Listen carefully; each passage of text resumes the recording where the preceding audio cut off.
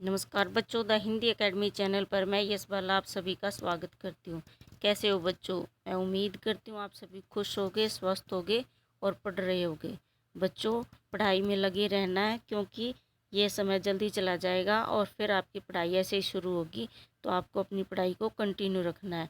आज हम वसंत भाग का तीसरे पार्ट का फर्स्ट चैप्टर पढ़ेंगे, ध्वनि, जिसके कवि हैं सूर्यकांत त्रिपाठी निराला जी।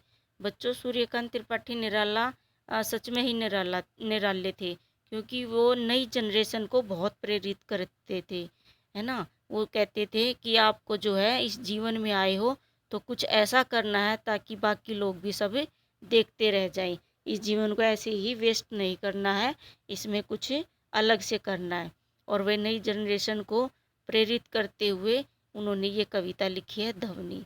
अभी न होगा मेरा अंत, अभी अभी ही तो आया है मेरे वन में मृदुल वसंत, अभी न होगा मेरा वंत। जैसे बच्चों वसंत आता है ना, जब वसंत ऋतु आती है तो चारों तरफ खुशियाँ ही होती हैं, पेड़ों पर हरे हरे पत्ते होते हैं, फूल खिल जाते हैं, है ना। तो ऐसे ही कवि ने कहा है कि जब बच्चे से आदमी बच्चा होता है और उसके बाद वो जब यौवन में आता है तो उसके जीवन में बहुत सारी खुशियाँ आ जाती हैं, चारों तरफ इच्छाएं हो जाती हैं, खुशियाँ होती हैं, कुछ करने की जिज्ञासा होती है कि मुझे भी जीवन में कुछ करना है, आगे बढ़ना है। तो कवि उन सभी इच्छाओं को और बढ़ाते हुए, प्रेरित करते हुए इन्होंने ये कविता लिखी है और कहा है कि अभी न होगा मेरा अंत। वो कहता है कि अभी मेरे जीवन का जो है वो अंत नहीं होगा। वो जीवन के प्रति आस्था व्यक्त करते हुए कहता है कि अभी मेरे जीवन का अंत नहीं होगा, क्योंकि मेरे जीवन में अभी अभी तो वसंत आया है, यानी कि अभी अभी मेरे जीवन में यौवन ने पैर रखा है। मेरे मन में वटुल वसंत, अभी न होगा मेरा अंत। और मृदुल होता है कोमल। वो कहता है कि अभी अभी तो कोमल जो है यौवन मेरे जीवन में आया है, मुझे कुछ करना है जीवन में, मेरी इच्छाएं जो हैं बहुत सारी बड़ी हैं। पहले तो बचपन में था ना, मम्मी पापा की गोद में रहता था, लेकिन अब जो है यौवन में पैर रखा है, तो इसको वो कहता है कि मुझे जीवन में बहुत कुछ करना है और इसलिए अभी मेरे जीवन का अंत नहीं होगा, मेरी खुशियों का अंत नहीं होगा और मुझे जीवन में कुछ करके दिखाना है। हरे हरे ये पात डालियाँ, कलियाँ कोमल गात, मैं ही अपना सौपन मृदुल कर, फेरूंगा निद्रित कलियों पर जगह एक प्रत्युष मनोहर। वो कहता है इसमें क्या है बच्चों, पात होता है पत्ते, और कोमल क्या है, नरम, और गात है शरीर, और मृदुल क्या होगा, नाजुक, और कर यानी कि हाथ, और निद्रित सोई हुई, और प्रत्युष होता है बेटा प्रभात, यानी कि सुबह, और मनोहर होता है मन को अच्छा लगने वाला, जो कि मन को भाई। ठीक है। तो वो कहता है हरे हरे ये पात डालियाँ कलियाँ कोमल गात। कवि कहता है कि जिस प्रकार वसंत के आने पर वृक्षों पर नए नए पत्ते आ जाते हैं, आते हैं ना, नए नए छोटे छोटे प्यारे प्यारे पत्ते आते हैं। वसंत आता तो पहले पेड़ है ना सभी जो है सूखी सूखी डालियाँ होती हैं, लेकिन जब वसंत ऋतु आ जाती है तो सभी पेड़ों पर हरे हरे छोटे छोटे पत्ते आ जाते हैं। उसी प्रकार इसने कहा है कि जब वह यौवन आता है तो बच्चे के मन में छोटी छोटी बहुत सारी इच्छाएं जागृत हो जाती हैं, है ना, कि मुझे जीवन में ये करना है, पापा के लिए करना है, माँ के लिए करना है, भाई के लिए करना है, समाज के लिए ये करना है, अपने लिए ये करना है। तो ये इच्छाएं रूपी छोटे छोटे जो हैं पत्ते उग जाते हैं। तो ये वसंत के रूप में जीवन का यथार्थ वर्णन किया गया है कि जैसे वसंत में नए नए पत्ते खिलते हैं, जब बच्चे के जीवन में यौवन आता है तो उसके जीवन में भी बहुत सारी जो है इच्छाएं रूपी पत्ते खिल हो जाते हैं। डालियाँ कलियाँ कोमल गाते, वो कहता है कि इसमें बहुत सारी इच्छाएं रूपी डालियाँ टहनियाँ बनी हैं और बहुत सारी खुशियाँ, कलियाँ रूपी खुशियाँ जो है कलियों रूपी जो है खुशियाँ खिल उठी हैं, और कोमल गाते, और इन सब से जो है मेरा शरीर जो है खुशियों से भरकर कोमल हो गया है। मैं ही अपना स्वप्न मृदुल कर, फेरूंगा निद्रित कलियों पर। और वो कहता है कि मैं अपनी सारी इच्छाएं जो मेरे से जुड़े हैं उस सब की इच्छाएं पूरी करके मैं अपने जो है सपनों को मृदुल यानी कि मृदुल होता है नाजुक, कोमल, और अपने जो है कोमल कोमल जो है अपने सपनों को, अपनी इच्छाओं को सबको पूरी पूरी करूँगा और फेरूँगा निद्रित कलियों पर। और निद्रित क्या होता है बच्चों? सोई हुई। और जो मेरी सोई हुई इच्छाएं हैं उन सभी इच्छाओं को, जैसे कलियां पहले बंद होती हैं तो फिर वो खिलती है ना, खिलती हैं, तो कहते हैं मैं अपनी सारी इच्छाओं को कलियों की तरह खिलाऊंगा, यानी कि मैं अपने सारे सपनों को पूरा कराऊंगा। जगह एक प्रत्युष मनोहर। और वो कहता है कि जो है प्रत्युष क्या होता है? प्रभात, यानी कि वो कहता है कि मैं नया एक सवेरा जगाऊंगा, अपनी मेहनत से एक नया सवेरा जागृत करूंगा और मैं सारी इच्छाओं को पूरा करूंगा। समाज के लिए मैं कुछ अलग करूंगा, क्योंकि मेरे जीवन में अभी अभी तो वसंत रूपी यौवन का आगमन हुआ है। पुष्प पुष्प से तंद्रा लालसा खींच लूंगा मैं, अपने नवजीवन का अमृत सहर्ष सींच दूंगा मैं। पुष्प पुष्प पुष्प होता है फूल, और तंद्रालस होता है बच्चों नींद में, जैसे सोने से पहले थोड़ा नींद से में भर जाता है ना, तो नींद से बोझिल। और लालसा होती है इच्छा, और नव होता है नया, और अमृत होता है शुद्धा, और सहर्ष होता है खुशी से। और द्वार क्या होता है? दरवाजा। और अंत जिसका कोई अंत न हो, और अंत होता है एक मृत्यु। तो वो कहता है कि पुष्प पुष्प से तंद्रा लालसा खींच लूंगा मैं। कवि कहता है कि वह फूलों की नींद से भरी आंखों से सुस्ती यानी कि आलस हटाकर उन्हें चुस्त एवं जागरूक बनाना चाहता है, और अपने नवजीवन का अमृत सहर्ष खींच दूंगा मैं। और वह अपने जीवन के अमृत से सींच कर उन्हें हरा भरा कर देगा, यानी कि वह अपनी मेहनत से उन जो इच्छाएं, जो छोटे छोटे कोपले खिली है ना, छोटी छोटी इच्छाएं, वो कहता है कि मैं अपने जीवन में इतनी मेहनत करूँगा कि अपनी जो अभी मैं यौवन में मैंने कदम रखा है, और मेरी बहुत सारी बच्चे की इच्छाएं होती है ना कि मैं बड़ा होके ये बनूंगा, मम्मी के लिए करूँगा, पापा के लिए करूँगा, दादा के लिए ये करूँगा, बड़ा होके मैं ऐसा बनूंगा। वो कहता है कि ये जो मेरी छोटी छोटी इच्छाएं हैं ना, मैं अपनी मेहनत से मैं इतनी मेहनत करूँगा कि अपनी सारी इच्छाओं को अपनी मेहनत के पसीने से सींच कर इनको पूरा कर दूंगा। द्वार दिखा दूंगा फिर उनको, हे मेरे हे मेरे वे जहाँ अनंत, अभी न होगा मेरा अंत। और कवि इसमें कवि के कहने का भाव यह है कि वह अपने जीवन में नई नई भावनाओं को का संचार करके नई शक्ति के साथ नए कार्यों की ओर बढ़ना चाहता है। वह अपने जीवन में नए नए प्रयासों से सफलता प्राप्त करना चाहता है। और कवि का विश्वास है बच्चों कि उसका अंत अभी नहीं होगा, वह अपना सर्वस्व लोक कल्याण के कार्यों में लगा देगा।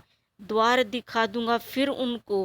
वो कहता है कि मैं वह कहता है कि संसार के सभी पदार्थों को अपने आराध्य, अपने जो उसके जीवन में जुड़े हुए हैं उन सभी के लिए वह उन मुसीबतों को दूर निकाल देगा और उनमें खुशियां ही खुशियां भर देगा। द्वार दिखा दूंगा फिर उनको, है मेरे वे जहाँ अनंत, अभी न होगा मेरा अंत। और वो कहता है कि जहाँ पर भी मेरे से जितने भी जुड़े हुए हैं, समाज है, चाहे परिवार है, चाहे मेरी इच्छाएं हैं, उनके जीवन से सभी कष्टों को मैं निकाल कर बाहर कर दूंगा, बाहर का दरवाज़ा दिखा दूंगा, निकाल दूंगा, और उनके जीवन में और अपनी सारी इच्छाओं को मैं पूरी करके खुशियों रूपी वसंत को भर दूंगा, क्योंकि अभी अभी मेरे जीवन में खुशियों रूपी वसंत आया है और मैं इसको अपनी मेहनत से और हरा भरा कर दूंगा। इसमें और अधिक इच्छाएं मैं जोड़कर समाज का और अपना और अपने से जुड़े हुए सबका भला करूंगा। ये है सूर्यकांत त्रिपाठी निराला जी की कविता। ठीक है, तो बच्चों ये आपको समझ आई। अब हम इसके करेंगे क्वेश्चन आंसर। कवि को ऐसा विश्वास क्यों है कि उसका अंत अभी नहीं होगा?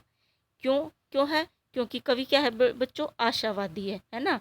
कवि आशावादी है और उसे स्वयं पर पूर्ण भरोसा है जब आदमी मेहनत करेगा ना तो उस पर खुद भरोसा होता है, उसका अंत अभी नहीं हो सकता। वह सक्रिय और कर्तव्य के प्रति निष्ठावान रहकर अपने जीवन का अंत नहीं होने देना चाहता। वह वसंत की भांति अपने कार्यों से अपने यश रूपी सुगंध को चारों ओर बिखेर देना चाहता है। नेक्स्ट क्वेश्चन है, फूलों को अनंत तक विकसित करने के लिए कवि कौन कौन सा प्रयास करता है? और इसका आंसर होगा बेटा, फूलों को अनंत तक विकसित करने के लिए कवि अपने कलियों की स्थिति से निकालकर खिले हुए फूल बनाना चाहता है। वह कलियों पर वसंत रूपी हाथ फेरकर उन्हें विकसित कर देगा, अर्थात उन्हें फूल बना देगा तथा अपने प्रयास से उन्हें हमेशा ही खिले रहने देगा। वह अपने काव्य के माध्यम से युवकों को अनंत का द्वार दिखाना चाहता है। नेक्स्ट क्वेश्चन है, कवि पुष्पों की तंद्रा और आलस्य दूर हटाने के लिए क्या करना चाहता है? तंद्रा हमने पढ़ा था ना, क्या था तंद्रा? क्या थी? तो नींद से में उलझा हुआ है ना, जो नींद में आलस में भरे रहते हैं, वो होती है तंद्रा। ठीक है, वो कहते आंसर होगा बेटा इसका, कवि अपने हाथों के सुधा रूपी स्पर्श से पुष्पों की नींद और सुस्ती मिटाकर उन्हें स्फूर्तिवान, आलस्यहीन एवं पुष्पित करना चाहता है। वह ऐसा इसलिए करना चाहता है कि धरती पर जरा भी आलस्य और निराशा और मायूसी युवकों में न रहे। कवि चारों ओर वसंत की हरियाली, सुंदरता एवं सुगंधित वातावरण की भांति प्रसन्नता सुख देखना चाहता है। नेक्स्ट होगा, वसंत को ऋतुराज क्यों कहा जाता है? आपस में चर्चा कीजिए। इस विषय पर आप जो है अपने में चर्चा कीजिए। जैसे भारतवर्ष में साल भर में कितनी ऋतुएं आती हैं? 6 ऋतुएं आती हैं। कौन कौन सी आती है बेटा? गर्मी, सर्दी, वर्षा, पतझड़ आदि, ये बहुत सारे आते हैं जो कि वातावरण को प्रभावित करते हैं। गर्मी में क्या करते हैं? गर्मी से सब लोग दुखी होते हैं, तो सर्दी में सबको ठंड लगती है। वर्षा कुछ देर तो अच्छी लगती है, किंतु बाढ़, मच्छर आदि आए तो वो भी पीड़ा देती है ना।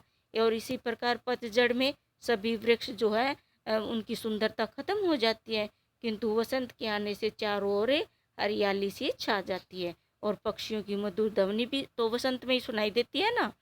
फूलों की सुगंध से वातावरण भी चारों तरफ मनमोहक हो जाता है, महक उठता है और सभी बच्चे, बूढ़े, युवक आदि के जीवन में कब वसंत में जो है चारों तरफ खुशियाँ ही खुशियाँ हो जाती हैं। चारों तरफ फूल खिले हुए दिखाई देते हैं, हरे हरे पेड़ दिखाई देते हैं, इसलिए वसंत ऋतु को ऋतुराज कहा जाता है।